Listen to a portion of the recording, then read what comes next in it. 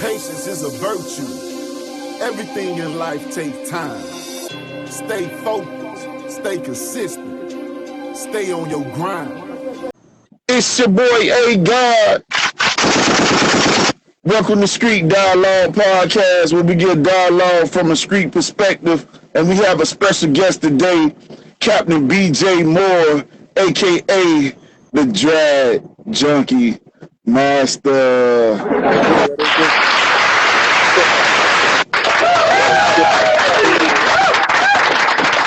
Welcome to the podcast. So what I like to do with all the guests, man, I like for you to introduce yourself for the fans and the people who are watching that don't know who you are. Go ahead on and introduce yourself, my brother. Yes, sir. Yes, sir. Captain BJ Moore, a.k.a. the Drag Running Junkie, Miami Zone.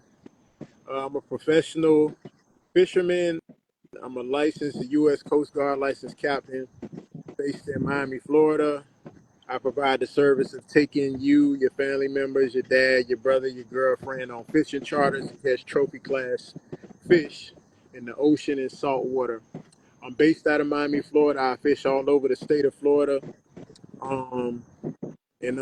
If you know me or you follow my body of work, you will see that I specialize in catching the real big fish, and that's my gift and my talent, and that's what I share with the world and with our people or whatnot. And hey God, you know you my dog. We go way back. For sure. We've been talking about doing this interview for a minute, so I'm just happy we were able to make it happen, my brother. And hopefully this is the first of many more things we work on together. You know, we're both visionaries, and we always talking about, you know, doing big things, and that go from, you know what, how long we been now? You've been my dog probably over 20 years now. Yeah. We've been down Facts. 20 years, and we started with making music. We started with, you know, from our prison life, youngsters in the chain game, sharing soups, going through hard times, putting our soul in our music, you know, iron sharpening iron, songwriting, making beats, you know, being creative geniuses and things of that nature, to, you know, us getting out on the free world, building careers in our fields of work, and staying in touch every step of the way. And I'm just happy we blessed to still be here, my brother. You know what I'm saying? Facts. Yes, So I like to dive in. You know, I already know where you're from. You're from Miami, Florida. yes, So what part of Miami, Florida are you actually from? I'm from Miami Gardens. I'm from Carol City, Opalaka. You know what I'm saying? Behind the P. And I also spent part of my life in Love Haiti. So it's basically like growing up, I was in between Love Haiti and Carol City, Miami Gardens, Opalaka area, those three areas, because my grandma lived behind the P in Opalaka during my teenage years. When we were little, we lived in Carol City and Norwood, Norland area. And when I was younger than that, we lived in Love Haiti.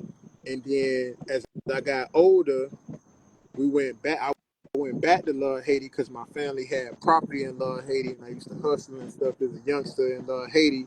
And I also hustled in Opalaka, and I went to school in Carol City. I went to Parkway, and then for high school, I was at Jackson. So like, it's just like a trifecta of areas between Opalaka, Carol City, and Love Haiti is where I grew up at. So growing up in Cal City, you was with your mother? You was with your mother and father, or just your mother? I was raised predominantly by my grandmother and my mother and my aunt. You know, I was raised by three women at three different phases of life. And my dad, I knew who my dad was. My dad and my mom worked together. You know, he had went on. He had got married again. And he had another family. And I saw him when I would see him or whatnot. I can't say we had the best, closest relationship, but we actually have a lot better relationship now. I talk to him a lot now. We see each other a lot now. But growing up, I can't say that I really even knew him like that. You know what I'm saying? I knew his mama because I was always at my grandma's house, you know, but I didn't know him. But thank God that like now I'm at a point in life and he's at a point in life where we can talk. He can give me wisdom. He can give me guidance, advice. You know what I'm saying? And all those things he couldn't give me as a youngster. But if he gave it to me as a youngster, it probably would have saved me from getting in a lot of trouble. But better late than never, Facts. as they say. So growing up, you basically was raised by your grandmother and your mother and your auntie, Yeah. and your father, he wasn't really around like that. So you basically was the only child at this time, right? The younger years of my life, I was the only child. I was the only child till I was about 9 years old, I believe. I'm 9 years old. I'm nine. Yeah, I think I'm 9 years older than my brother Wayne, who's under me, and then I got another brother who's under Wayne, who I think Josh. I think about 13 or 14 years older than him. So my mama had us spaced out. My mama had three boys. You know what I'm saying? But Yeah, she had us all spaced out. But like for a while, up until like I was 9, I was the only child. got you. So now growing up, you the only child, and you know, Cass City, you know, that ain't no laid back area. That's the hood over there. You feel me?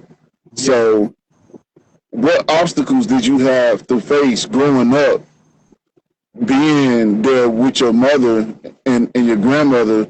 You know, what obstacles did you face growing up in the hood? Oh man, I faced a lot of obstacles. I'm gonna tell you. You know, being being that my younger brother, the one who's under me, he he was a special needs child. My brother who's under me, he had Down syndrome.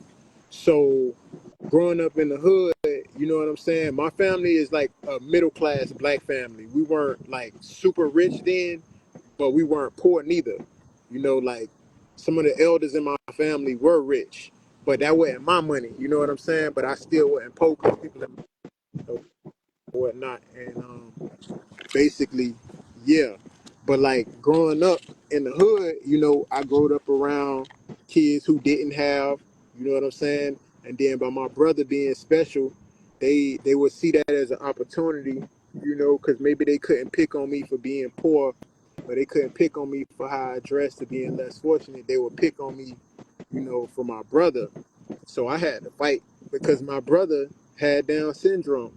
And then somewhere along the lines, I told myself, I said, you know what? I ain't finna grow up or spend my life getting bullied. So it came a point where something turned in me where like I wasn't scared of nothing. I just became fearless.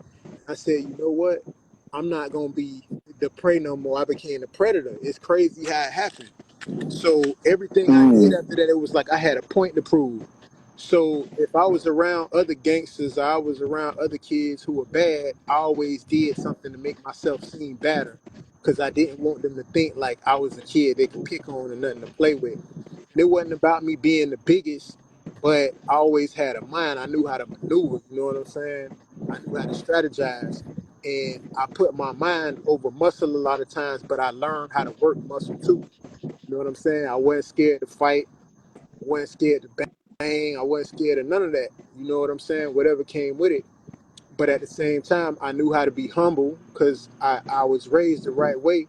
My grandma, my mama, my aunt, my great grandmother, they raised us in the church. You know what I'm saying? We grew up fearing God. We grew up, you know, following Jesus, following Yeshua. So even though, like a lot of men in my family were gangsters and I growed up, kind of gangster, we all had that relationship with God that kept us grounded. So even though when I was like thugging and I was doing a lot in the streets, I still knew right from wrong. And I just carried that with me in whatever environment I went in. But it was rough coming up, like I ain't gonna sit here and say I didn't have to fight to prove myself. I really had to fight, you know what I'm saying? I had to fight to earn my stripes. I had to bang. I had to do a lot of love stuff, to get my point across. And then once you do enough for it, people know who you are. They know what you about. They kind of leave you alone and respect you. You know what I'm saying? And that was how the younger years in my of my life were. And then plus in school, I was a little popular. You know, I knew how to dress. You know, the girls. I was Right. athletic. I fight. You know, everything that made you cool in school, I was into that. I was a hustler. I sold candy in school. I was popular with the girls. I was popular with the teachers, with the staff. I fought. I skipped school. I did everything that made you popular in school. You know what I'm saying? But yeah, that was pretty much how my younger years went in Miami So and Carol City. so what led to your incarceration and going to prison? What led to that? Well, yeah, what led to that was at the time, you know, being in Miami Gardens, being behind a P and an open locker, in the environment that I was growing up with and my teenage friends, we were all troubled youth. You know, most of my friends when we were growing up, now that I think about it, bruh, none of us had our old boy. None of us had our fathers. So Mm. so it's like it all made us gravitate to each other, and it all made us like have like a brotherhood in a way. Like, nigga, you ain't got your daddy, I ain't got my daddy. You know what I'm saying? We all come from like somewhat of broken homes, being raised by women, but we were all men. You know what I'm saying? And we all made each other tougher. We all gave each other courage. We all challenged each other. We fought for each other. We hustled together. You know what I'm saying? And we created a bond like growing up. But a lot of that bond, you know, like being in the gang or whatnot, also comes with criminal activity and making a lot of bad decisions that you wouldn't have made if you had proper guidance or a father.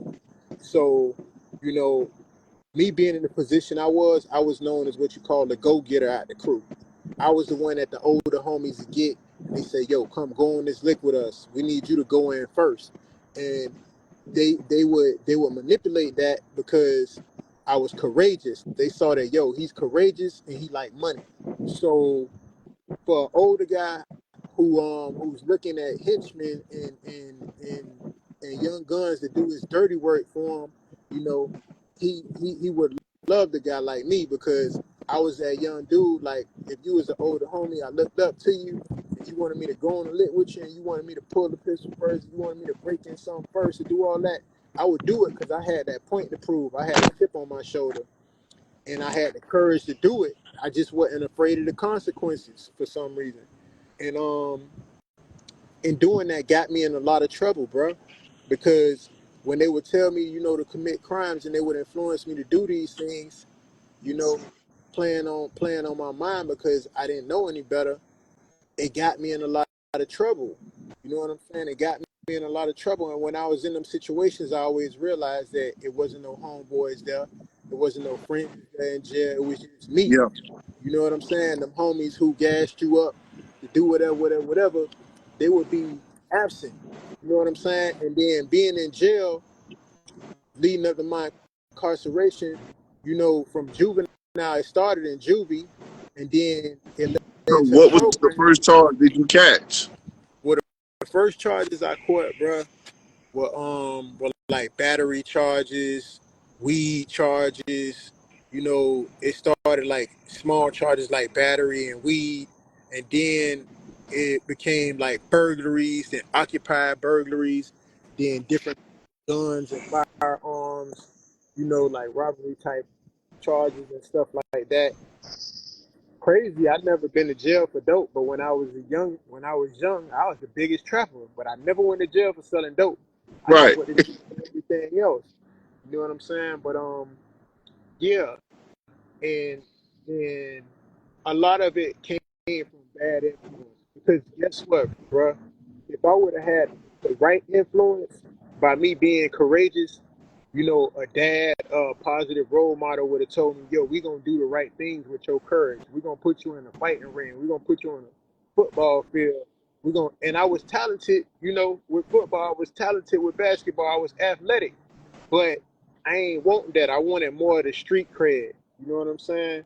I wanted more to be seen as a threat and to be respected as a hustler. And even if I wasn't seen as a threat, I wanted to be respected as a hustler because to me wasn't nothing better than being fresh, being fly, driving a nice car, having some money, having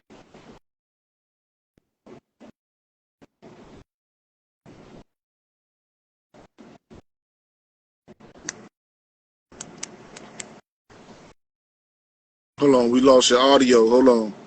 What happened to your audio? You Am back? I back now? You hear me? Yeah, Yeah. yeah, yeah, yeah. What you was saying?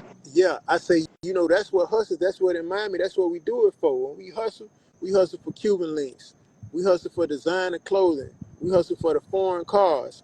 And why do you want all of that? You want all of that because you want to impress the beautiful girls. You feel me? You want to Right, attract the beautiful right. women. So me being a youngster, I guess that was my daddy in me. I always wanted to have the pretty girls. And in order to have the pretty, beautiful girls, man, you had to have that image to go with it. As you get older and you mature in your manhood, you realize it's a lot more to life than that. But as a youngster, growing up in Miami, growing up in the hood, that's like your biggest motivation. You know what I'm saying? So just not having proper guidance, not understanding, the right morals and principles about life So, beyond, what grandma and them was teaching me, I made a lot of bad decisions. so what charge did you catch to take you to lead you to go to prison then? Well, it was a number of charges. It was a number of charges. It was it was occupied burglaries, it was some grand thefts, it was a couple like possession battery charges. It was a number of charges. I don't remember exactly all of them, but I know it was a number of them. And I ended up getting 6 years in prison, for that. And that was where me and you met. You had been up the road before me. I had got locked up in 2004, and I think Yeah, we met in 2005. But you had done been to Indian River and all that. By the time I got to Lancaster, you was already yeah, I 30. was. You had been in there. But as I look back and think about it, bro, we were young adults, but we was really kids still Yeah, because we had grown up like in the system. It ain't just started in prison. It started in juvie. It started in programs. We were already being institutionalized, and that's why I put so much emphasis on being a good father now. Is because I understand the importance of a father's guidance, and I know you understand that too. You know what I'm saying? That's why you're a very family oriented dude. Because we understand it like your children, your sons, your daughters, without proper guidance, it's gonna be a cycle. It's gonna be like a generational curse, and only you can stop that. You know what I'm saying? Because we yeah, know where we came from. We know what we've been through. And a woman, mama can't raise no man. She could try, but it take a man to raise a man, just like it take a woman to raise a woman. You know what I'm saying? so now you did your prison stint, Yep. and now you out, you free. When, Yep. when did you actually start fishing? When you got out of prison? Like, what led you into getting the fishing after you got out of prison? Because I would have never seen that coming from you being in prison. How you was thugging. Like, I would have never seen that coming myself. Like, you end up being this Yeah. big fisherman. How Yeah. did you get into that? Like, was you already fishing before you went there? Bruh, fishing has always been a family tradition for me. My Right. grandmother started me fishing when I was like 4, 5 years old. We used to be on Tamiami Trail on the creek with cane poles catching bluegills and brim. That's how it started for me. So With the started, cane poles, yeah, that yeah, throwback, that yeah. floated with worms on that thing and crickets and Yeah, all yeah, that. You know yeah. what I'm saying? Yeah. That's how it started. You know what I'm saying? And from the young years in my life, I just had a thing for fishing. And then my grandma's house, in the back of her house, we had a canal. So every day after school, I go fishing in the canal. It was just something we used to do in the hood. You know what I'm saying? And growing up, when I would get in trouble, I'd be on the run because I used to catch little warrants and I'd go on the run and stuff. I always would go fishing. That was like my escape. I would go to certain places and I would go fishing. I would just pray and I would talk to God until I had to go and do my little bid or whatever it was. You know what I'm saying? But fishing was just always something, that I enjoyed doing. It was always a passion for me. And then like probably like 2014, I got out of jail after fighting a serious charge. You know what I'm saying? And while I was in jail, I promised God. I made some prayers to the Most High. Say, Lord, you know, if you get me out of this situation, I'm gonna find something to change my life. I'm gonna find a way to change my life for the better. And I ain't know exactly how it was, but I said I'm gonna pray and I'm gonna talk to you every day till we figure it out, till you show me.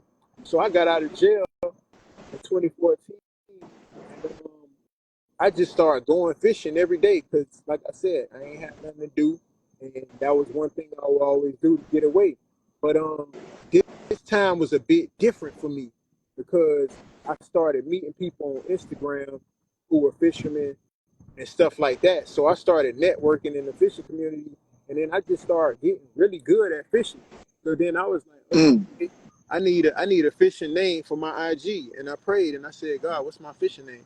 I started consulting with God about everything in my life, and He started giving me guidance. So one day, God just gave me the name Drag Running Junkie out of the blue, and I made it as my title on Instagram, and I started fishing every day. And then I got so good at it. You know, I went from just like a novice fisherman to a professional level fisherman. And as I began to accomplish things in the fishing community, I always thought about transcending, you know, everything that I was doing in previous years, and all the things I was doing before that, and everything that I was catching. And it's about levels. It's about progress. You know, life is about progress. You don't get to a certain point and get stagnant and say you want to stay there. Even if you're chilling for a minute, you want to still be working towards something greater. So around 2019, I said, yo, I want to get my captain license because I was Okay. fishing, I was becoming a professional, but in order to be a real professional, you need your captain license to run a charter company, to build a business out of it, to get the good sponsorships. You need to become a captain. And I knew that. So I buckled down. I went to captain school. You know, it's a U.S. Coast Guard thing. You have to get U.S. Coast Guard licensing. You have to go to a special school. You know, the Mariner Academy or whatever school it's called. And I went, and it was one of the hardest things I ever did, bro. You know, the Yeah. education is so intensive. You know, the learning pace is very intensive. You have to process so much information, and it's a lot you have to do, and it's actually very hard. But it's doable. Now, what stuck out for me is that in my class, in captain school, I was the only black man that was in that class. So for me, just being there and being in that environment, I was like, well, I'm the only black man that's doing this. It really made me feel like I had a point to prove. And it wasn't to the people that I was in class with, but to myself. Because I was like, wow, if I'm the only black man in this area, in this classroom, or I'm one of the few potential captains in the state of Florida or whatever, I really need to go hard with this. And I really need to be, you know, good at what I'm doing. I need to learn. I need to know how to be the best at this. So I went to captain school. I did well. I mean, for And me, that made the experience a bit more. That was a lot more motivation for me. You know, some people would see that and they would kind of like, I don't know if it would discourage them, but for me, that really made me feel like, yo, I really got to do this. I can't fail at this because there's not many black African American men that were going that route. You know, it's a lot of fishermen that's black, but not many that's gonna go full professional, get captain license, start charter companies, and really do it the professional way. You know what I'm saying? so what is a charter company? What does that mean? A, char- Charter company. What is that? a charter company is basically um, when you're a licensed captain, right? The purpose of being a merchant mariner is so you can perform fishing charters. You can use your captain license to take people on a boat and take them fishing and make a living. You know what I'm saying? It's a few other licenses you want to use with your captain license and with your LLC and with all of that stuff. You know, it has to come together. But the foundation of it is the captain license. You know what I'm saying? And So now you got your that's captain the license, certification. Yep. and now you're charting people on these trips. So Yeah. one question I wanted to ask you is, I seen one person that you did do charter with was Supreme Patty. How did you meet him? Good question. If I recall, I met Supreme Patty through a very good buddy of mine, a mutual friend named Monster Mike. Monster Mike 86. I don't know if you guys you might follow him on IG. He's a popular YouTuber. He got like 2 million subscribers, like probably like 300-400K followers on Right. IG. But he's a close friend of mine, and we've been close friends probably since like 2015, 2014 on the fishing scene up until this day. And I believe I met Patty through him. And Patty's still a good homie, still to this day. Patty's actually a great kid. You know what I'm saying? And we rock with Patty all the way, you know. And yeah, I've taken Patty numerous times, and we always have fun. We fish for sharks, we fish for jewfish, grouper. We do a lot of different stuff. And you know, Patty in his arena, he's into that. Like, if you follow his platforms, he's into like how do I put it, doing all of that crazy stuff. You know what I'm saying? That go Yeah. viral or whatnot. Right. Yeah. Is he the creator of Supreme, the merch? I don't think Patty's the creator supreme, but he basically became the poster child with that red headband. Yeah, but the thing that made Patty popular is when he used to squeeze lemons in his eyes, and he would perform Yeah, I seen. stunts after that. He's good. He does different stuff. He does trick shots. Patty does so much different stuff, you know, from skits to pranks to trick shots in basketball to fishing stuff to, you know, he just does so much stuff. He's just an all around entertainer. So how did you meet Monster Mike? I met Monster Mike before Monster Mike was Monster Mike. Well, he was Monster Mike and I was Drag Running Junkie, but he hadn't blowed up and nobody knew who I was either. You know what I'm saying?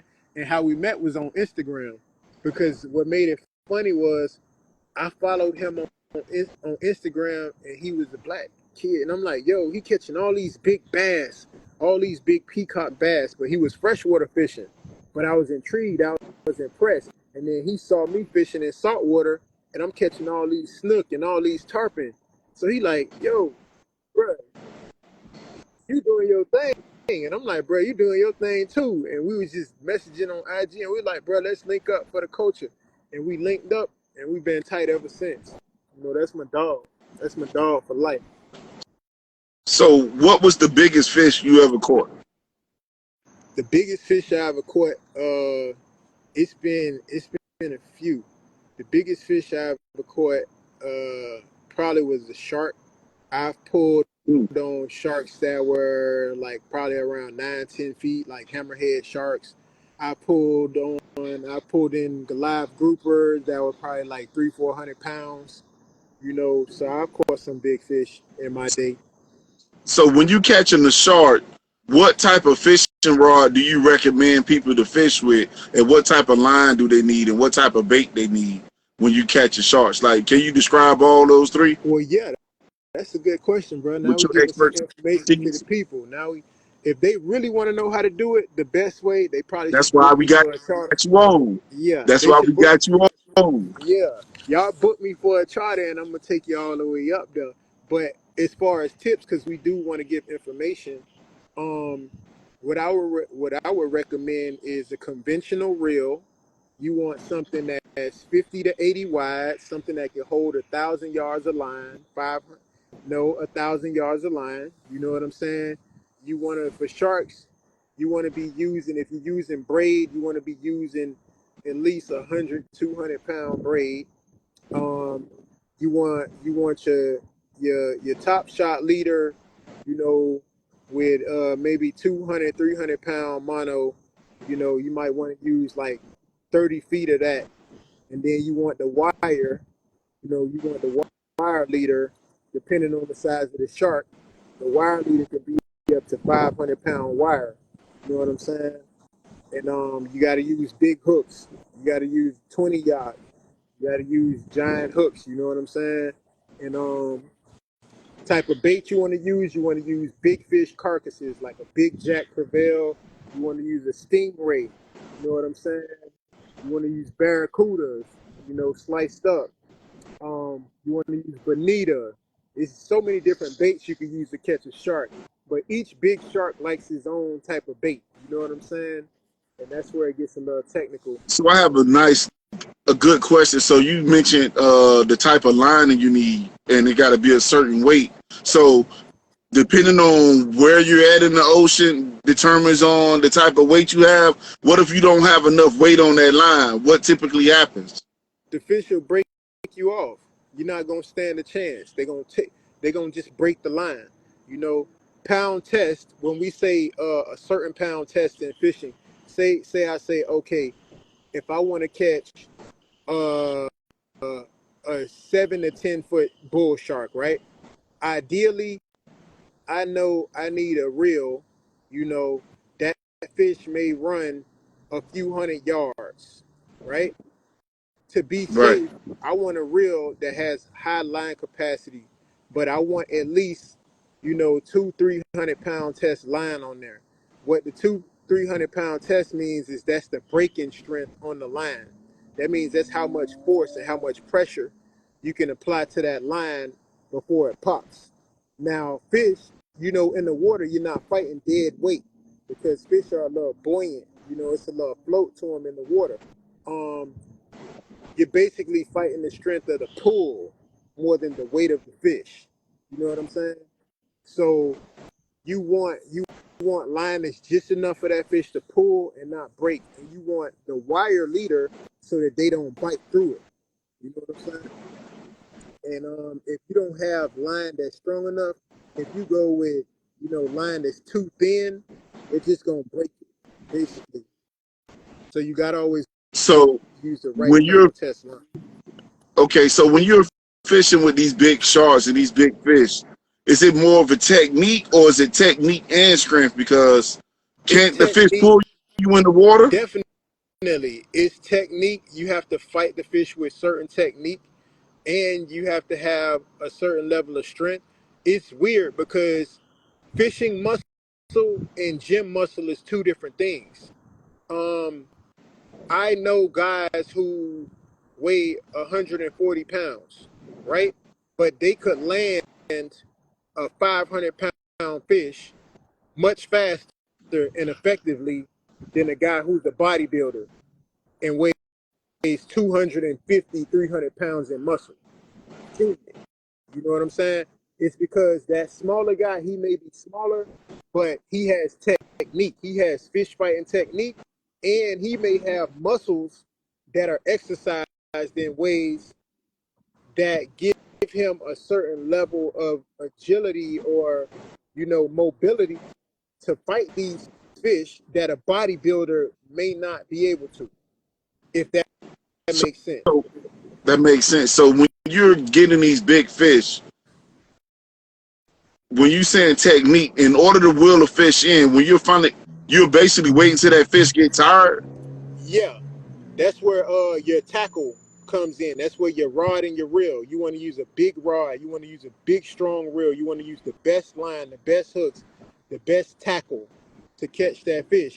And when you got the best tackle and you're applying proper technique, you don't have to use as much as your natural strength. You let the machine, which is the rod and the reel, do most of the work. You just know how to operate the machine with your technique and your skill in order to tire out that fish and bring them in. And one thing I wanted to point out, when you got the fish out there, and you don't know what you're doing, the thing that I noticed, I'm not a professional, but I had to figure out when I know that they snatching on that bait. You feel me? Yeah, yeah. You gotta really be paying attention. And you hold on. You went out, Captain. You went out. Your volume out. I think somebody might be calling you.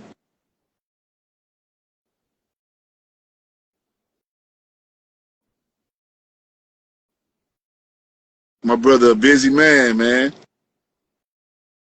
right when we getting into the juice and the meat of the interview. Hold on, I think someone you back? Yeah. I'm back. Yeah, you back. You back. Okay, I'm back. Man, I gotta do a lot of editing on this one, huh?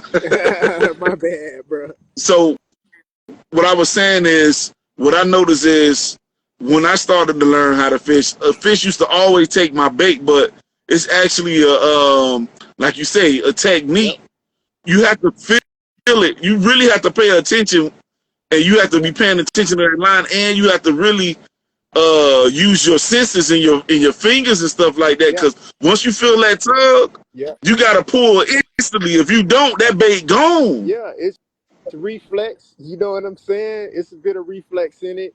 It's becoming it's knowing and understanding how to feel that fishing line and that fish bite and set the hook in the right instance before that fish steals the bait or spits the hook.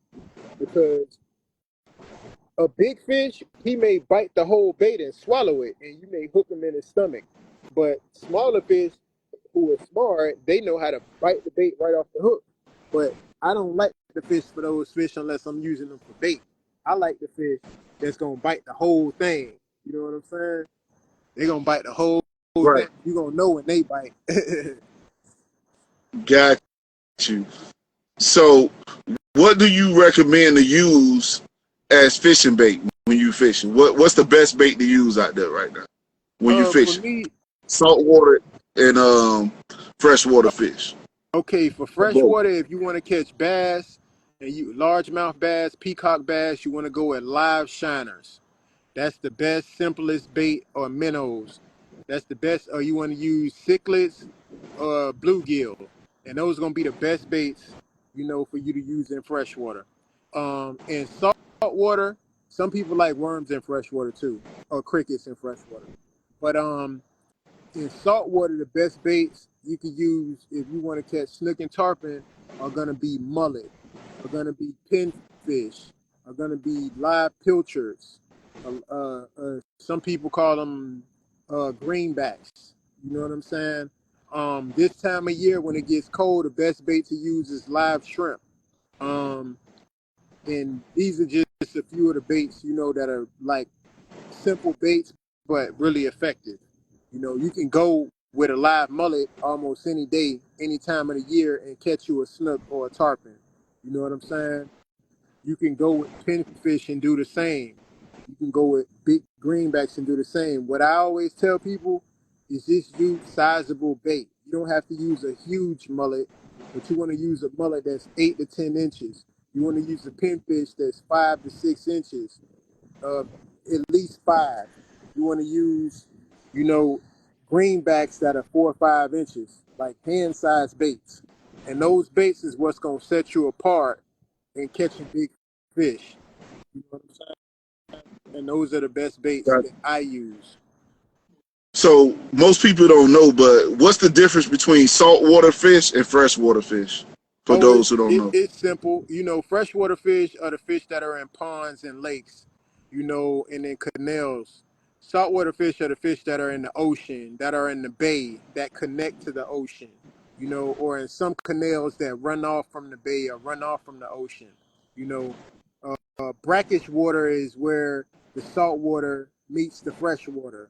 It could be a river, it can be a spillway or a water lock. Some people call it sweet water. But salt water is the ocean water. Fresh water is lake water. Can a saltwater fish survive in freshwater?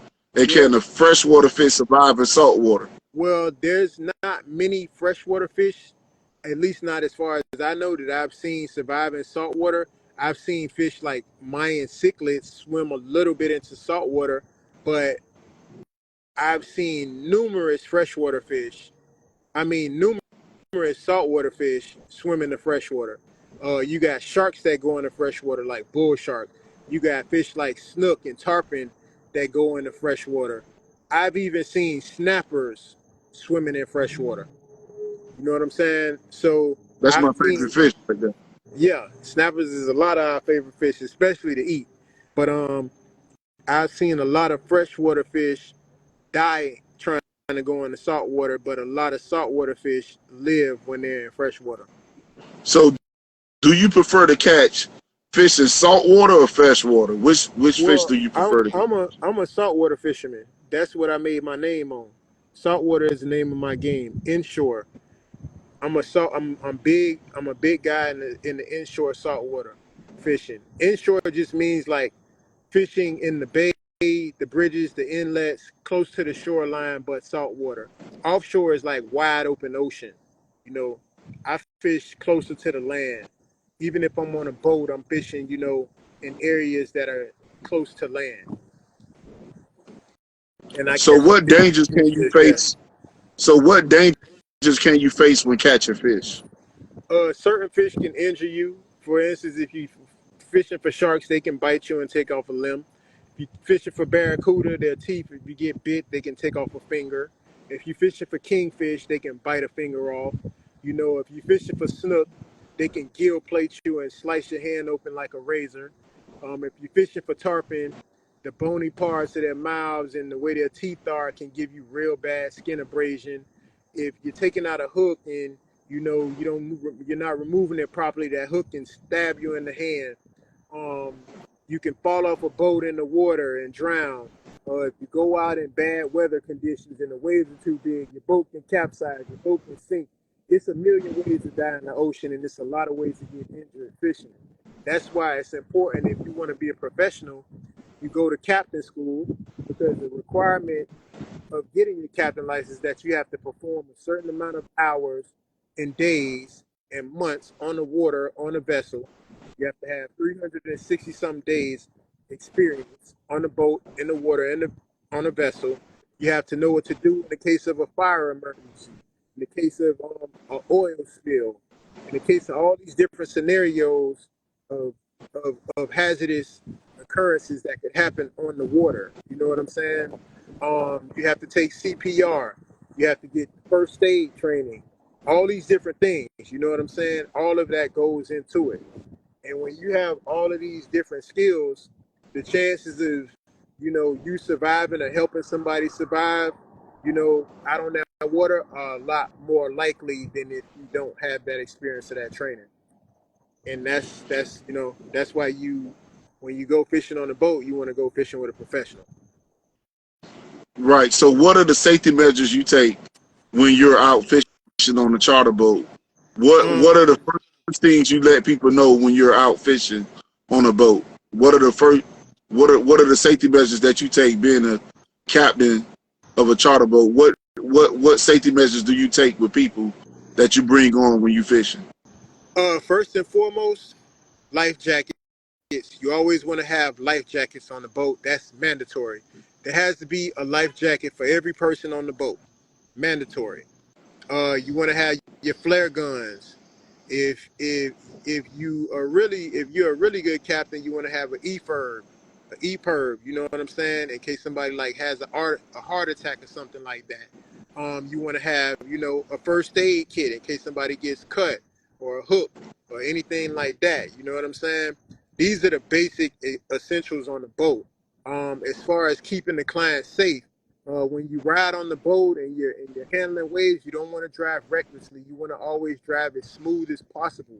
You got to remember you're carrying precious cargo, and people's lives, that have entrusted you to provide a service for them and take them fishing are on the line anytime you're on that water. So what I do, I focus on the safety of everyone on the boat, including myself. When it comes to putting out fishing lines, I like to cast the lines and set up the lines and do all of that stuff for my clients. Or I may have a deckhand assistant or a mate that works with me or another captain that I'm partnered with, and we work together, to serve and assist the client. And everything depends on the skill set and experience level with clients. Some people been fishing their whole life and they just like charters. So when they get on the boat, they already know what it is. Some people get on the boat, they never know. They never been on the boat fishing before, and they don't know, and they get seasick, and you have to take them back. You know what I'm saying? But it's just a lot of different things that happen, and you Got you. have and you have to be ready for whatever come with it, and that's where training comes in. So my next question is, why do fishermen throw live fish that they caught back into the water? Because some fishermen fish for the sport, mainly like myself. I'm a game fisherman, a sports fisherman, meaning I That's what catch the that's called. fishes. Yeah, a sports fisherman, a game fisherman, meaning that I fish for the sport of it, and the fish that I catch aren't always the fish you want to eat, but the fish that are trophies because of the battle and the fight they put up. Now, don't get me wrong, I do keep some fish within the legal regulations or whatever that species are, and a size limit, and however many I can keep. You know what I'm saying? And I always advise people to follow the regulations online. If you don't know anything about the fish, go to regulations, the fishing regulations on my FWC. You know, you type in that species and the size limit, the bag limit, and it'll let you know where you can keep that fish, what times a year you have to let them go, the sizes, and everything you need to know about that fish. Because certain fish you catch, certain fish are federally protected. They can take you to jail, to prison about keeping the wrong fish. So you always want to be on top of that. You always want to have proper licensing, um, just to be able to have fun and not get ticketed. You know, you don't want no citations, or you don't want to go to jail behind fishing. Man, so for me personally, I wouldn't know what I'm catching. You know?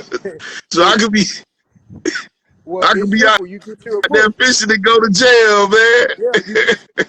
That's why you get you a little fishing manual, a little fishing book, a little magazine to learn, game fish. They got them everywhere. You buy you a little game fish, saltwater game fish book.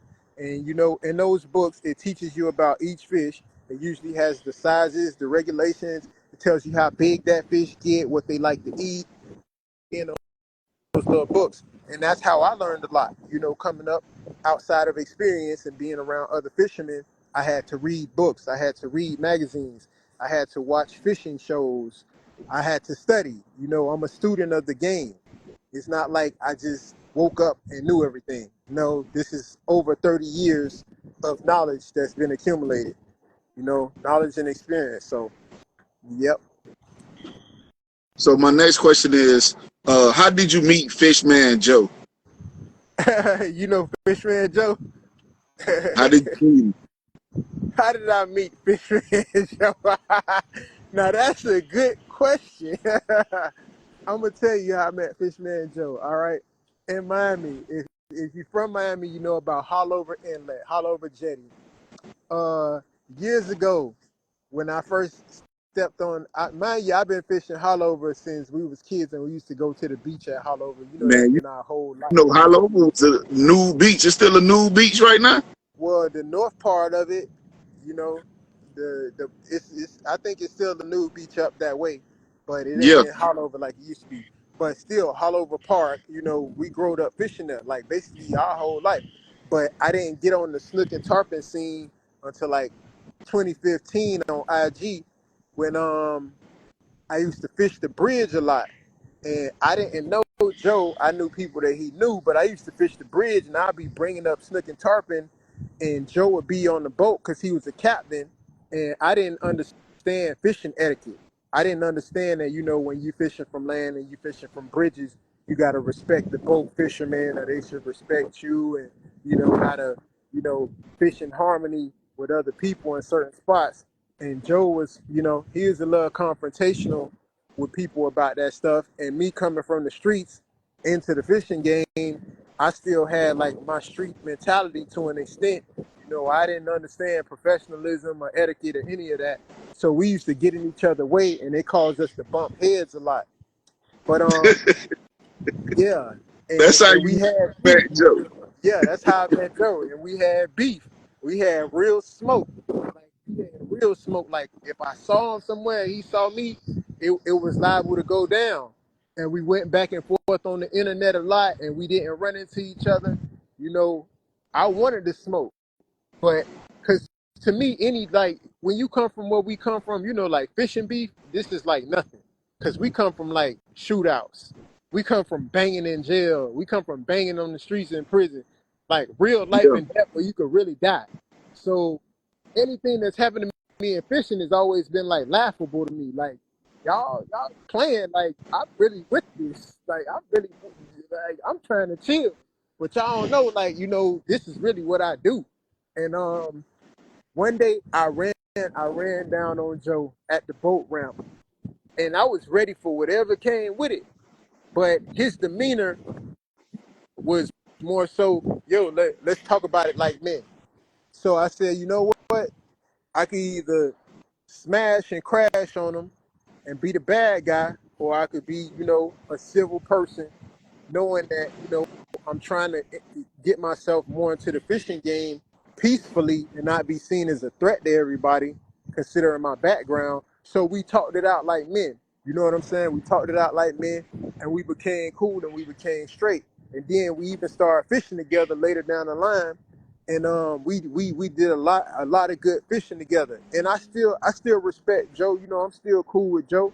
I don't fish with him, every day like I used to. We don't hang as much. But when we see each other, we say what's up. We still respect each other. And it started as a beef, but now it's kind of like a camaraderie. Joe, he has his beefs with people. I try to stay out of people's business. I try to respect everybody and stay in my lane, bro. You know what I'm saying? So But yeah, that's they how that's actually how me and have him. so they actually have fisherman beef. So I wouldn't even Yeah, much known that. So there are regulations with fishermen when you fishing off a deck, like at the beach and boats. Like, yeah. why are they even that close to the deck? Then that's what I'm saying. Exactly, exactly. It's that's how it is. That's a big thing, you know what I'm saying? And then you got these guys, a lot of guys have boats who don't know how to fish. They just had the money to buy the boat and they mess it up for everybody. They get in the way of the land fishermen. They want to be on the boat, but they want to fish right close to the land. It don't even make sense. If you got the boat, go where a land fish where you can't go from land. It don't make sense. If you want to be on the boat, you might as well, be Right. fishing somewhere that's inaccessible from land. It don't make sense to be on a boat and be fishing somewhere where you can just walk to. You know what I'm saying? That makes So sense. yeah, but the bridges that Joe and me and Joe used to get to it about was bridges that I wasn't supposed to be fishing. He actually had the right of way, but I didn't care because those bridges had good fish on them, and I just wanted to catch the fish, and I didn't care if I was in anybody's way. You know what I'm saying? Right. Right. Right. Right. So I did. We learning something. Yeah. So from your time in fishing, what is the best fish that you recommend to eat? Ooh, man. Fresh or salt water? In freshwater, if you're gonna eat a fish in freshwater, I growed up on catfish. My grandma, you know, she always take me out. God, God bless my grandma. That's who started me in fishing. I love her to death. I know she up there watching over me. I just buried my grandmother a month ago. I'm so grateful for her and her life and her legacy. And I do this in remembrance of her. But yeah, grandma raised me on catfish, on bluegills, on brims, on bass. We would go on Tamiami Trail and catch 50 bass and grandma take them home, clean them, fry them up. Bass was pretty good. I wouldn't eat it now because I be seeing little parasites and stuff in freshwater fish. So I'm not a fan of freshwater fish. Saltwater fish have parasites too, but it's just certain species, and I know to dodge them. But in saltwater fish, it's gonna be snappers, it's gonna be mutton snapper, mangrove snapper, yellowtail. Those are the fish I like. I like snook. Every now and again I eat a snook. Snook is really good. Um, I like salmon. You know what I'm saying? Even though we don't have salmon in Florida, it's just a saltwater fish that I like to eat. I go fishing, for food. I fish mainly for snapper, a grouper, or snook. Yo, what up, family? Here's what they're not telling. Here's a secret. Golden money team marketing. To getting a boost in your fan base, helping your algorithm wherever. If you making good content, tired of not getting shares, not getting them likes, not getting them comments, keep working over and over and over again for nothing. You feel that way and that's you? Golden money team marketing. Again, Golden Money Team Marketing. Try it out. It's this. Fish like those table fare. Now, you say Yeah, fish like those or what? they have really good table fare. So you just mentioned something. You said something about parasites. Everybody don't know about this, so educate us on that. So you said there are different seasons not to fish because of parasites. Well, Explain yeah, that. some fish have parasites. In freshwater, you may see bass, with parasites. In saltwater, you got fish like amberjack that have parasites. You have big jack crevalle that have parasites. And I'm gonna be real with you. Any fish that's really old and big is liable to have parasites. Now, some people still eat the fish with parasites because they know how to clean them. But me, I stay away from them. I don't want nothing with parasites. So how would you be able to see a parasite in the fish? I mean, Or they're visible. They look no? like worms. When you cut the fish open, some fish will have them coming out their skin. You'll see them in their mouths. You'll see them in their gills. Some fish, once you cut the fish open, you'll see them moving around on the inside of them, and you know it got parasites. The parasites are never hard to find. Got you, got you, got you. So have you ever caught a fish that got away from you and you caught it again? The same fish? Yeah, I've caught fish and hooked the fish, that I had caught like a few minutes before. So hard that I caught the fish. I threw him back and caught him again, and I knew it was the same fish because I could see where I had just hooked him at, and I could see that he was the same size or whatever marking he had on his body. You know what I'm So saying? he was just so you just got stupid fish out there. So he's snatching all the bait. Yeah. Some of them they spin right back round, bro. They want to eat again. He probably knew you was gonna throw him back in there. Like, man, you know what? I'm finna just go on to get this food. He'll throw me back in, man. So another question I got: how did you link up with Captain Chancey? Captain Chancey, man, that's my boy. I met Captain Ben Chancey through Mike too. Me, Mike, The and more you Captain Chancey, we walk, linked up. you might have to stay still because we can barely hear you when you're walking. Oh, okay. I'm starting to move around because it's getting cold. Plus, my phone about to die. But Okay, I met Captain we're gonna Chancey wrap it with up. Mike. You know what I'm saying? We linked up. We went fishing with Captain Chancey. I always looked up to him because he's one of the original OGs on YouTube.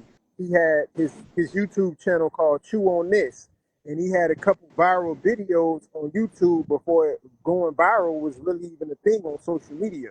So he's an OG. You know what I'm saying? Big shout out to Captain Chancey. But we done went with Captain Chancey and we done caught some big Jewfish. Me, Mike, you know, Patty, all of us done linked up. And Captain Chancey is a very hospitable guy. He believes in like OGs. He's one of the OGs that embraces the younger generation. You know what I'm saying? And he embraced us. He was older than us, but he didn't gatekeep. You know what I'm saying? Like some of the older fishermen, they gatekeep. They don't want to open up or, put the youngsters on game or, put them in position to get certain opportunities or help them accomplish certain stuff. But he embraced us, and I got big respect for Captain Chancey. Got you. So, if you had to choose a place in the world to catch fish, where would that be?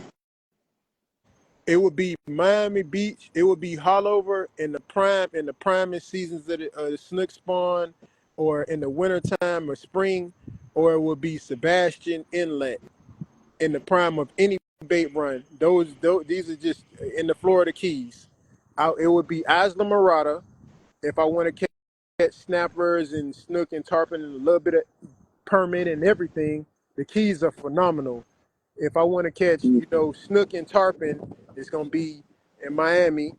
If I want to catch redfish, drum, snook, tarpon, Goliath grouper and some of everything, it's gonna be Sebastian Inlet. And those are just three areas that have, remarkable fishing. So, what type of boat is the best boat to use to fish in? Well, it depends on what you're trying to do. if you want to go big dog status, you know, and you offshore, you want to have your contender, you know, an invincible, something out You for break it something, up. you know, with four big motors.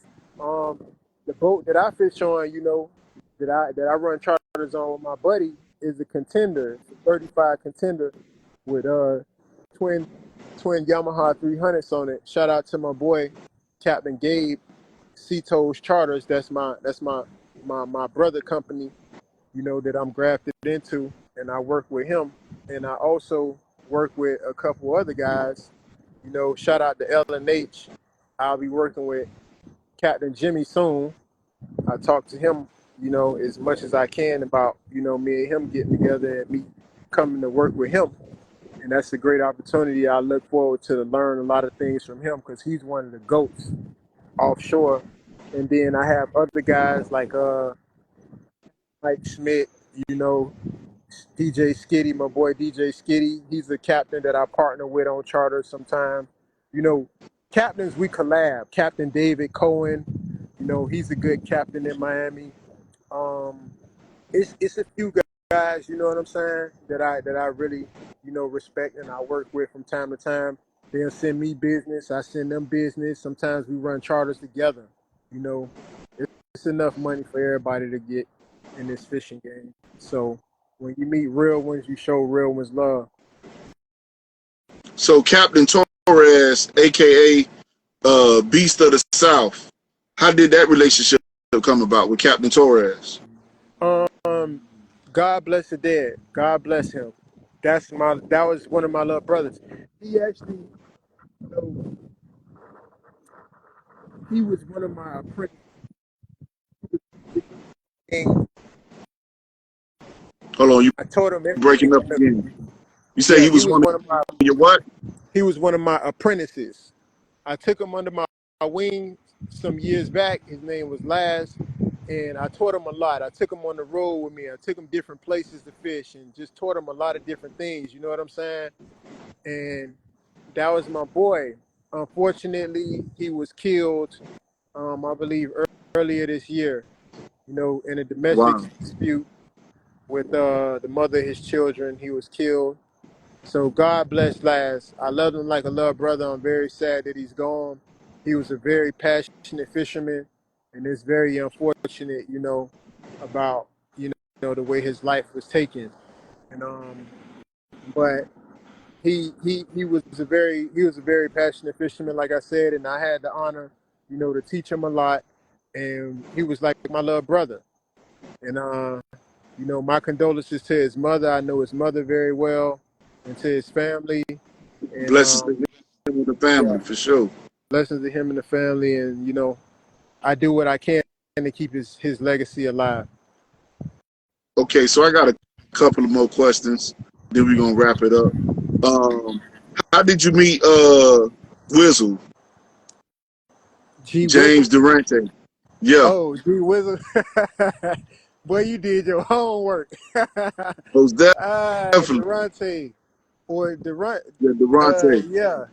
G James Wiz and, Durante. and Danny, they're two brothers, the Durante brothers. These guys, they big dogs in the snook community, in the snook fishing community. They low key, but like they OGs, you know, with the snook game, with fishing with artificial lures and stuff like that.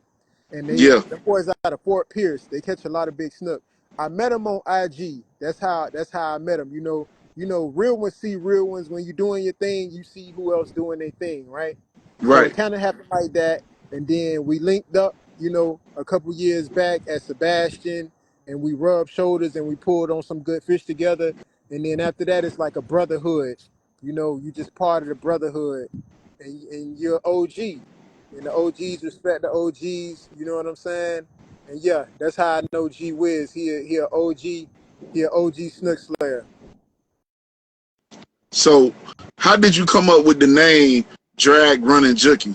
Junkie. I was at Drag. Hollover Inlet. I was at Hollover Inlet in 2014 when I used to fish there every day by myself, and I was trying to find my way.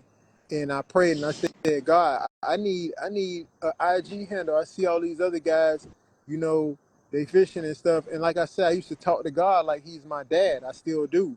And I asked him for advice. And I was like, I need a fishing handle. I need you to give me a name or something. And it just popped in my head, bro. I promise you, drag running junkie.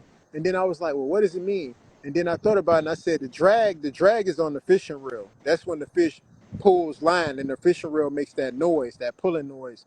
So Oh, drag running junkie, that's yeah, what drag that running means. junkie basically means I'm addicted to the sound of that drag pulling. And it fits me because most of the Oh fish I yeah. catch pull a lot of drag. Okay. Okay. Yep. So my next question is the Lammy Strike fishing tournament and demo day. How did Yeah. you come up but how did you become a part of this event? Big shout out to my boy Pete Usage. Pete is a very great guy. That's one of my dogs from up in Jersey. At the time I met Pete, he was the head of of the pro staffers for Lammy Glass Fishing Rods. Shout out to my family at Lammy Glass. Always been good to me, always taking very good care of me. Some of the best fishing rods on earth. That's who I was gonna ask you about next too. Yeah. So, So so, so now that you mentioned him, who is Lemmy Glass Surf Casting? Who is that? Like who is it's a Lemmy fish Glass Surf Casting? it's a fishing rod company. You Okay, know, they're a fishing rod company that sponsored me. And I use their rods, and a lot of the big fishes you can see on my page are caught on their rods. And they take good care of me, and they always treat me like family. So I got a lot of respect for that company. so And you would highly recommend people to fish with Lemon Lemmy Glass Glass Surf rods. Casting? Yep. Lemmy Glass As far as fishing Rod. reels, Van Stahl fishing reels, Lemmy Glass fishing rods, no live bait needed fishing lures, First Light tackle fishing jigs, Beyond Braid fishing braided line, Grundon's fishing apparel, um, shrimp lures, thumper shrimp are good. If you want to get bait and you want to get tackle in Miami, tackle shops that I recommend in North Miami are Bait 'em Up, One Stop Marine, Captain Jack's. If you go down south towards Homestead, you're not gonna find anywhere better um, than Bite Me Bait Shack, Don's Bait and Tackle. You know, these are all the shops where I know the owners and I'm good friends with the owners, and they have good selections of everything that you would need, to get out on the water and have a good time. And those are all places I recommend. So Strike Zone Fishing, are you a sponsor for them too? No, Strike Zone is I I I know the Strike Zone people through Lemmy Glass because Lemmy Glass is sold there. So when we had the Lemmy Strike event, I met, like the owners and the people who run the shop, you know, through my sponsors. And Strike Zone is in Melbourne, so it's a bit further north of Miami. Or what's good, Queen? What's good? Salute, I see you. So have you ever met your match when it comes to fishing? Like, what's the longest it took you to reel in a fish? Woo! Longest battle I had, I hooked the bluefin tuna off of Miami Beach some years ago, and the battle was maybe 5 hours. Wow. Yeah, the battle was 5 hours, and I lost the boat. I lost the fish at the side of the boat after a 5 hour battle. It was so bad because of that fish. I herniated disc in my back. Yeah, man. While fighting that tuna, it herniated my disc in my lower back. So I was on bed rest probably for like 3 weeks after fighting that fish. But I got a stronger back now though. That's for So damn sure. so basically, when you are willing in these big fish, you can actually get hurt willing in fish like this. That's Yeah. what you're saying? Yes, you can get back injuries. You can pull muscles. You know what I'm saying? You can get Charlie horses. Yeah, it's a lot of stress that can go on your body while fighting these big fish, man. It's no game. It's you're in the battle. The fish are fighting for their life, and you're fighting for the catch. And you got to understand, some of these fish, most of these fish are stronger than you. Right. Some of these fish weigh more than you and are stronger than you. You got to think about it. When you go swimming in the water, right? You know how much force and how much power you got to put out to swim at a certain speed if you swim across a pool. Right. Now imagine a fish the same size as you, how much faster it'll swim across that pool. That lets you know how much strength more than you that fish has in that water. You know what I'm saying? So it's like you fighting a 200-300 pound fish that athletic, that has muscle. You know what I'm saying? And he pulls, and he runs, and you just pretty much holding on for dear life till that fish get tired. And if you do too much, you just injure yourself or cause the fish to break your line. You know what I'm saying? So, yep. So if someone was trying to get on a boat and go fishing, like how would they be able to book you? Well, right now, I have, if you go to my profile, right? Drag Running Junkie on Instagram, DraggRunning on Instagram, right? I have a website, okay, on my profile.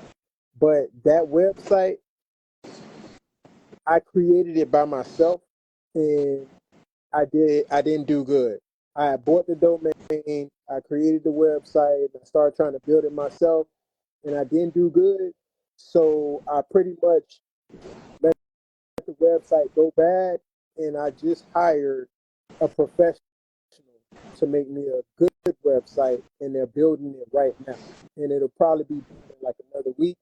So if you want to book me within the near future until I get my new website up, you would have to send me a direct message through inbox on Instagram, or they could contact you. Uh, you're a booking agent for me, through your platform. Um, and also, I would say my phone number, but I already get so many spam calls to the point like I don't know if I want to do that myself. So I say if anybody wants to book me, they reach out to you reach out to me, or they go to my Instagram and send me a direct message. I check my Instagram messages every day. Okay, so this is another question that I ask all my guests. Uh, what comes first in your life, money, power, or respect? Respect, man. Why is that? Respect.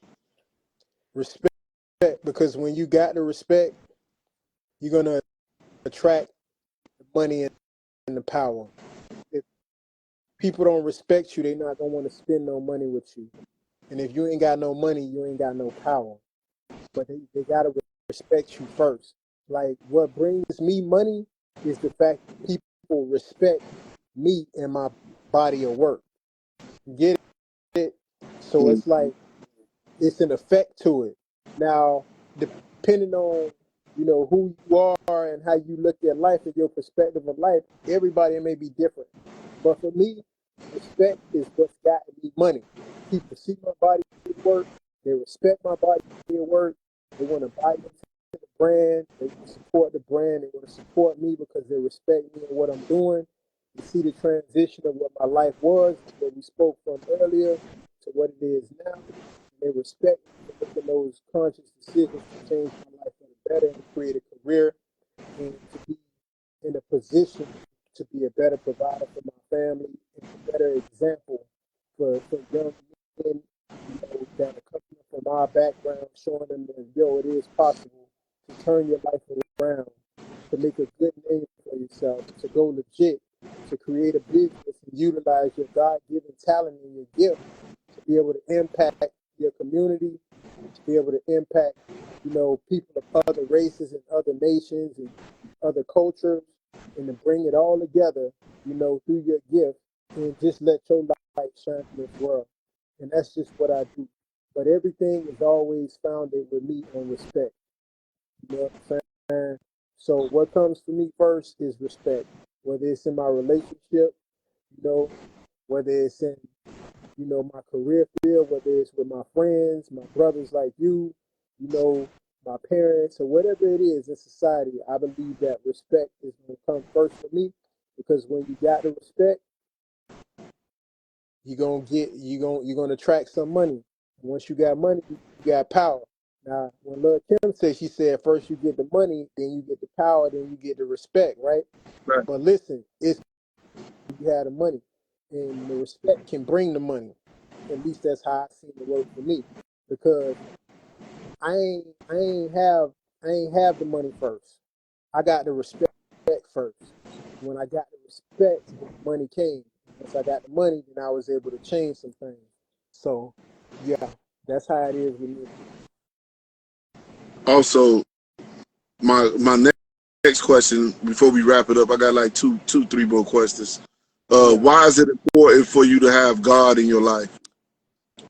man, I'm gonna say this, bro, and it's not just because I was raised in the church, I was institutionalized through religion. Like, bro, the talks that you had since we was in the chain game, bro, and you always been a brother who's super conscious, bro. You're one of the most conscious, most intellectual dudes I've met. And what I mean by that is just like you're well rounded, bro. You always knew a little bit about everything. You know what I'm saying? But Mm-hmm. we were in prison and we were coming up. You spoke to me about, the Hebrew, you know, the Israelite, and how the Bible, was whitewashed for certain things. And da, da, da, da, da. Me being a Christian at the time, you enlightened me on a lot of truth, about the Bible, about, the culture, Israel and the Bible, and how, we are those people. And, it's deep, it gets deep. But for me, what makes my relationship with God so important to me is because as simple as I could put it, bro, is without him there would be no me. He is the number one source of my existence. He created me. He gave me my talent. He gave me my gift. He sustains my life. You know what I'm saying? He opens doors for me. He gives me favor. He protects me. He leads me. He guides me. All that I am is because of the Most High. You know what I'm saying? Without Yahweh, a man is nothing. A man who doesn't have God in his life is worthless. You know what I'm saying? He's lost. And I'm just blessed enough and fortunate enough to realize that having him is the greatest thing that I have going for myself. You know what I'm saying? So yeah, Yeshua is the way. Yahweh is the way. And everything that you taught me when we was in the chain gang is the way. I used to think you was crazy, but I knew you was a genius at the same time. I used to think you was crazy, but I knew you was a genius. So I said, you know what? He might sound crazy telling me some off the wall stuff, but listen to him. And later on, bro, I listened and I went and researched everything, and most of what you were saying was true.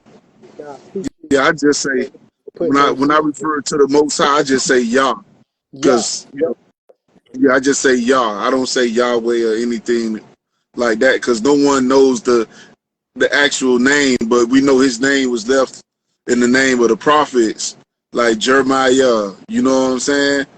Yahshua. You know what I'm saying? Elijah. yep, So I yeah. just Was say at the Yah. end of it. Yeah, Was at the end of it all. yeah, Yep. So, yeah. man, our Hallelujah. relationship, hallelujah. Our Being praised, Yah. relationship, yep. Our relationships with our Creator and His divine purpose in our lives is everything, bro. It's everything to a man. It's the fullness, of your purpose and your fulfillment on earth. You know, is it's just everything, bro. Without God, you're lost. Without God in a relationship with your Creator, you don't even know what your true purpose is. We think we know our purpose, but our true purpose is always found in Him. You know, He made me a fisherman, a fisher of men. You know what I'm saying?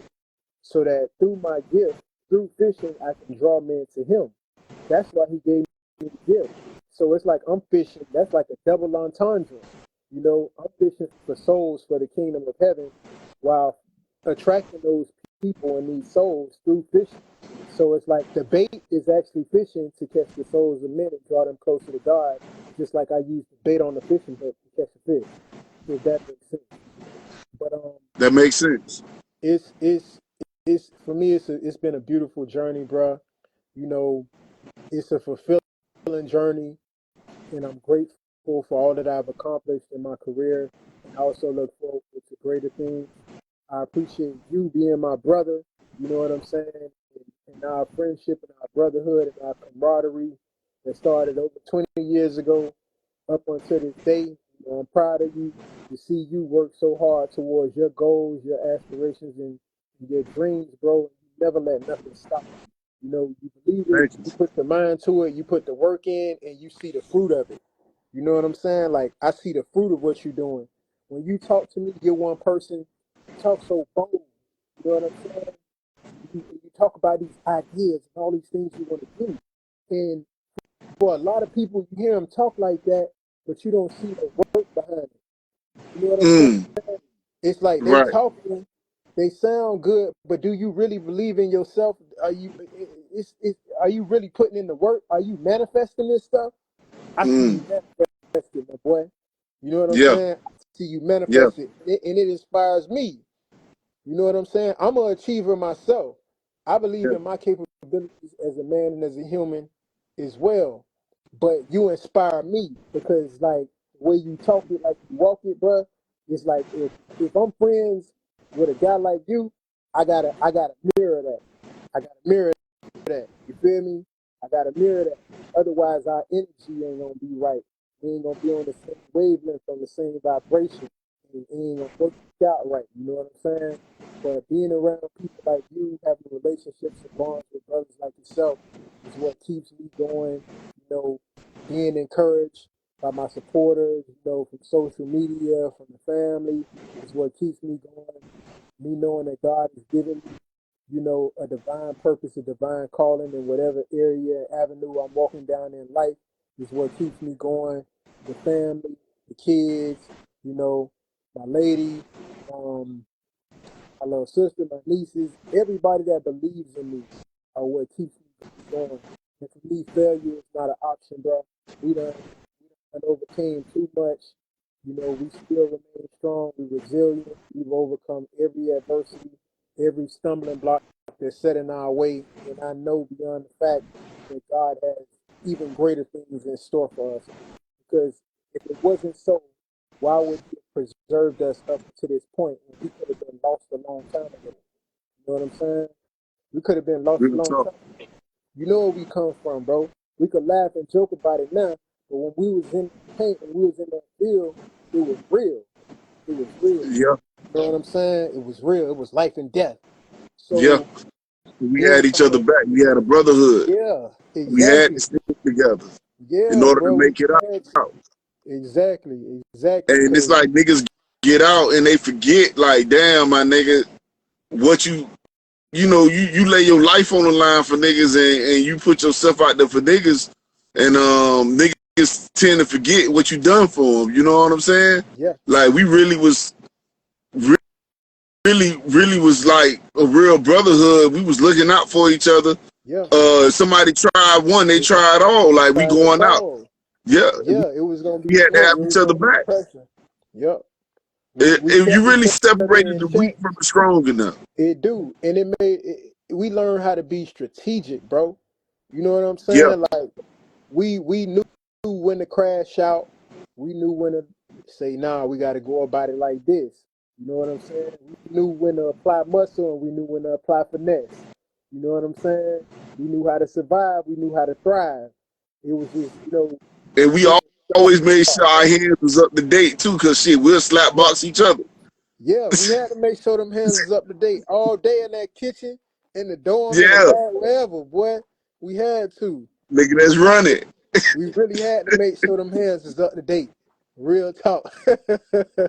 Everybody was in that bitch working out. You know, when they took the weights, they Yeah. were like, these niggas getting too big in this bitch. Like, hold on. Mhm. They done took the weights out of this motherfucker. Like, shit, nah, nigga, we'll use the dip bar. We use the pull up. But it was good. I was just talking to Swipe about that the other day. I'm like, bruh, I ain't never seen no nigga who used to get down on them dips and pull ups like us. We used to do 500 dips, Why 500 pull ups. do Some that shit days we do the 1,000 dips, 1,000 pull ups, push 1,000 ups, push all ups. that shit. You know what I'm Yeah, saying? Like, bruh, that ain't no joke, man. That's like next level workout. You know what I'm saying? Even for people who heavy in the fitness, the workouts that we was doing back then, bro, if we would have stuck with that, we would have been bodybuilders right now. real talk. Yeah. Real talk. So my last question is, what do you value more? Um, morals or money? Man, you know that's an easy question, bro. It's always gonna be morals, bro. We stand on the business first. If it was money first, bro, we could have been rich already. We could have sold our souls or whatever come in this world. You know what I'm saying? Morals is what keep us grounded and make us wait our turn. Like it's a Yeah, lot of ways we could go about getting it. I've been knew shortcuts, but they would require compromise. You know, it will require you to compromise your morals, your values, what you stand on. You know what I'm saying? Not necessarily mean you got to do nothing gay. Not necessarily mean you got to worship the devil, but it's always some form of compromise that will make you feel less of a man. You know what I'm saying? Certain things you just can't support, you can't condone, you can't get behind, whether it be, you know, using people, you know, being shifty, knowing that you got to scam or work certain evil methods to get the money. You know what I'm saying? Or how you got to play people to get it, or you know what I'm saying? You know, just letting people use you, you know, do certain things and use your image and your likeness and market you in a certain way that you don't want to be branded. You know what I'm saying? So it's a lot of different stuff that come with that money. You know what I'm saying? Especially when fact, you're in any type of industry. It could be the entertainment industry, it could be the fishing industry. Like me, they done told me plenty of times. They're like, boy, you take the goals out your mouth and you do this and you do that. We gonna have you like on TV, and that's not true. I could still be on TV with my goals, but I'm gonna go about it my way. I'm taking my time. Like, look at the kid hood fishing, Rara. Before Rara blew up, Rara used to come fish with me when nobody knew who he was. I embraced him like a little brother. I still got a good relationship with him. You know, I gave him the game. I told him, I said, "Yeah, bro, you want to pop off? You can kind of go with what the method that I'm going. Be true to yourself."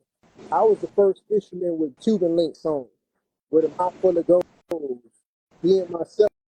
You know that. You done seen the progress, you done seen the journey, you done seen everything that came with it. You know what I'm saying?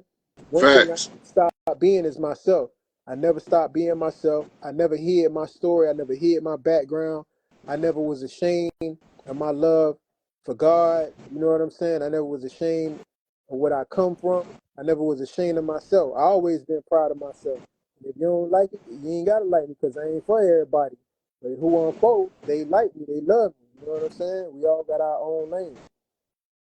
facts. So if anybody that want to follow you, um, shout out your social media and stuff like that for Man, anybody that's trying to follow you on social media and let them know how they can link up with you on social media and stuff like that. most deaf. Where to follow you at? On Facebook, I don't really be on Facebook, so don't look for me there. On TikTok, I got a TikTok. I don't really be on there, so don't look for me there. Uh, YouTube, you want to know my YouTube? Go to my Instagram. My Instagram is drag running junkie. Soon as you put DRAGG, I'm probably gonna be the first thing to pop up because with that name in the beginning of it, I'm probably one of the most famous people that have that name in the world. So drag running junkie, DRAGG, RUNNING JUNKIE. Capatin, and you'll see pop up. It's my fishing platform. You can follow me there. You can message me. You can DM me. You can plan trips through that platform.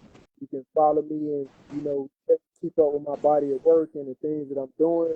My, my my posting pattern is sporadic. Sometimes I post every week. Sometimes I go 2 months without posting.